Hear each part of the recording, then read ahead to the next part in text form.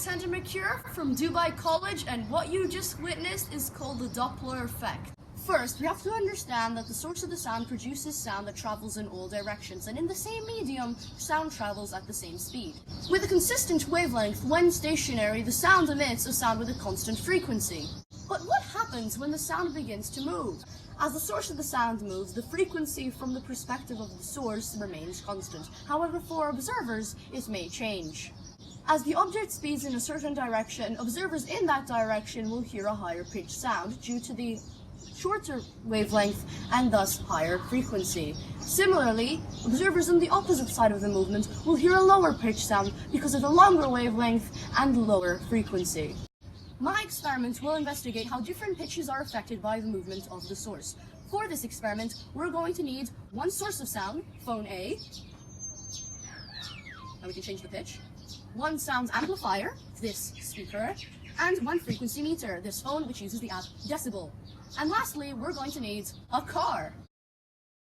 The higher the frequency, the bigger the difference between the observed frequency and the frequency produced from the source of the sound as the source moves at a constant speed.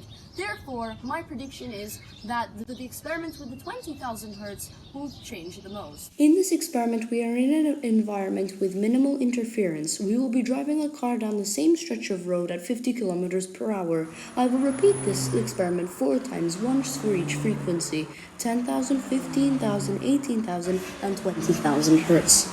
You obtained results. Results for 10,000 Hz. Results for 15,000 Hz. Results for 18,000 Hz. Results for 20,000 Hz. For all the frequencies tested, results clearly show the difference in the frequency emitted from the sound source and the upper and lower frequency reached, hence proving the Doppler effect. Using the Doppler effect equation, I calculated the upper and lower range expected for each tested frequency. My results, as clearly shown in the table, support the predicted ranges, therefore proving my prediction that the higher the frequency, the bigger the change. There is a negligible difference between the predicted frequency and recorded frequency. This could be due to a margin of error between the emitting device and the frequency meter.